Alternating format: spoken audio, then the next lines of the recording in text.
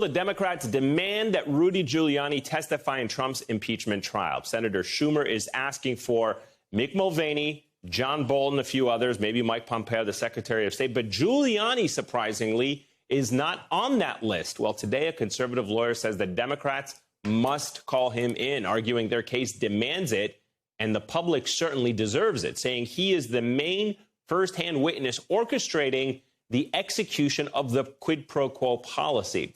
Philip Rotner argues that Giuliani would have to testify if he is subpoenaed. Quote, while the attorney-client privilege might shield lawyers from testifying about certain conversations with their clients, it doesn't shield them from testifying full stop. Neither the attorney-client privilege nor anything else would shield Giuliani from testifying about his conversations with Gordon Sondland, John Bolton, Mick Mulvaney, or any other U.S. or even Ukrainian government official he has spoken to. So he would have to go under oath about this. Was there a quid pro quo? The answer is yes. I followed the directions of the president. We did not want to work with Mr. Giuliani. Simply put, we were playing the hand we were dealt. Mr. Giuliani's requests were a quid pro quo for arranging a White House visit for President Zelensky. Everyone was in the loop. It was no secret. The attorney adds that Giuliani's conversations with Trump would not be fully protected either. With me now, former NSA General Counsel Robert Dietz, and Maya is back with us. First of all, let me get both of your perspectives on this. Robert, let me begin with you. Do you think this is a good idea to call Rudy Giuliani or to subpoena him to testify in any impeachment process?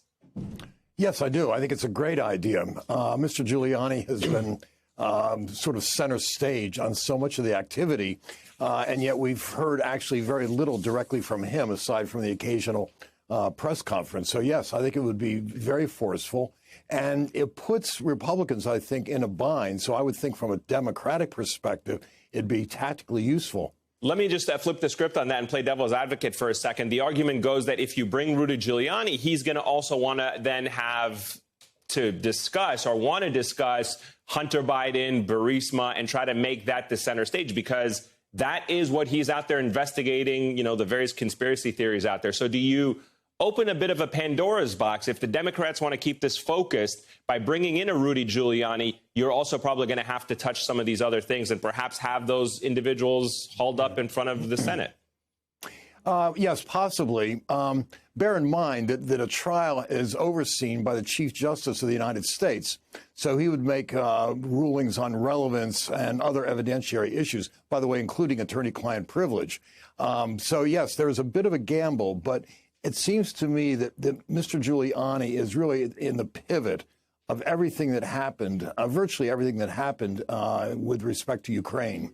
Maya, your take on it. Do you think Rudy Giuliani should be called to testify? So I think he is a clear and critical fact witness. And there are so many public statements by him. They're actually numerous. Yeah. And they start in May 2019, even before we knew what we were going to learn in July about that July call. And so one of the things that says to me is two things. One, should we need him to testify? No, because he's already testified to the public in essence.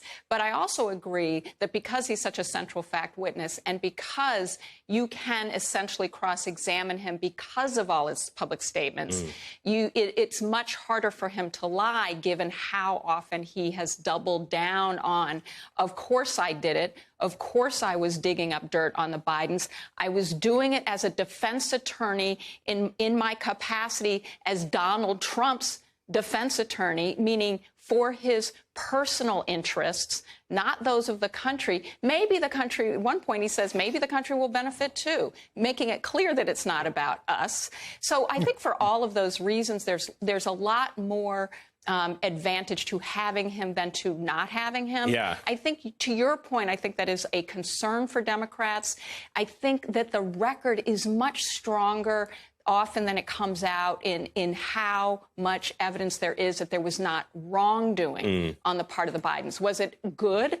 No. Does it look good? No. Was there anything that anyone has ever considered unlawful that Joe Biden did, or from what we can tell that Hunter Biden did? No. So they should probably be a little bit more forceful in defending those points. One of the questions I think a lot of people have is the nature of the relationship that Donald Trump has with Rudy Giuliani. You brought up the issue of potential attorney-client privilege, but my question to you is, we don't know much about the relationship. So to what extent does attorney-client privilege apply when you have somebody who your lawyer does not represent you in any legal proceedings, as we know of? I don't believe Rudy Giuliani has appeared in any court on behalf of the president so far.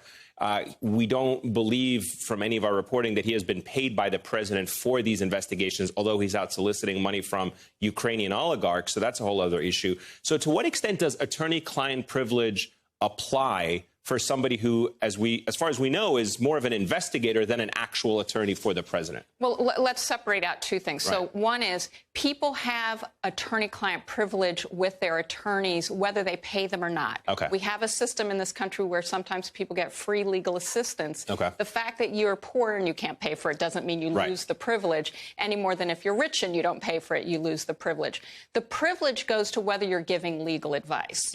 Now, that doesn't mean that all the conversations between Donald Trump and Rudy Giuliani are protected by attorney-client privilege, because the point becomes, one, you don't get protection if you're conspiring together to defraud the United States. That's called a felony. It's a conspiracy, and if you are in a conspiracy with your attorney to violate the law, there's a crime fraud exception that says, well, you don't get to protect those conversations. But the other issue here doesn't matter whether there's an investigation or not. It does matter what the communications are about. Donald Trump himself has publicly said, yeah, I wanted the dirt on Joe Biden.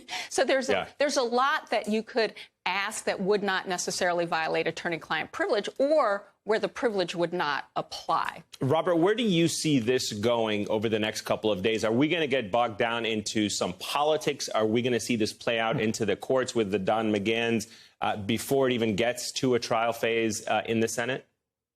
Gee, you think it could actually become political?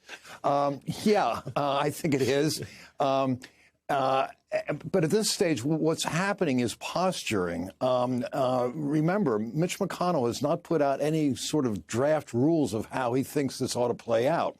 And until we get that, we're not really going to get a very clear picture of how things could happen. If I could just add a gloss, by the way, to what Maya said about the attorney-client privilege, you also lose it when you've disclosed information to third parties. Here you've got both the president and Giuliani out there all the time talking about what they're up to. You can't, and the expression is the attorney-client privilege is a shield. It's not a sword. So I suspect that there'd be clear rulings, at least some instances, in which the presiding judge, the Chief Justice, would say, you lost that privilege. All right, fair enough. That's a good point there, Robert Dietz. Thanks for clarifying that. Maya Wiley, thank you so much, as always.